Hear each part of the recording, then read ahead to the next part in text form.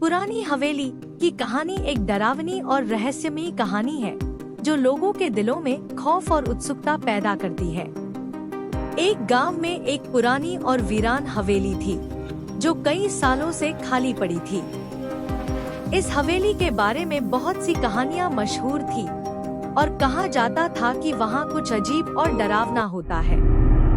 एक रात 3 दोस्त रवि, समीर और नेहा ने उस हवेली में जाने का फैसला किया क्योंकि वे उसकी सच्चाई जानना चाहते थे। जब वे अंदर गए तो उन्होंने प्राचीन मूर्तियां और पुरानी चीजें देखीं जिन पर मिट्टी और जाले लगे हुए थे।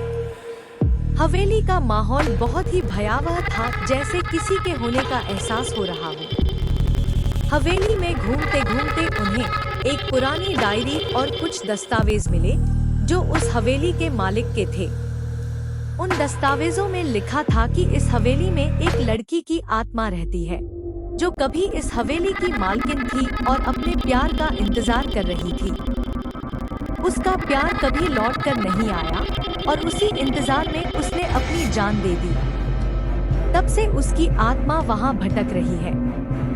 जैसे ही वे लोग वो डायरी पढ़ रहे थे, अचानक हवेली की बत्तियां झपकने लगी और हवा तेज हो गई। उन्होंने देखा कि एक परछाई उनके आसपास घूम रही थी। डरे हुए वे हवेली से बाहर भाग निकले और फिर कभी उधर का रुख नहीं किया। गांव में आज भी लोग उस हवेली के पास से गुजरने से डरते हैं और कहते हैं कि वह लड़की अब भी किसी का इंतजार कर रही है। यह कहानी लोगों के बीच एक राज बनकर रह गई।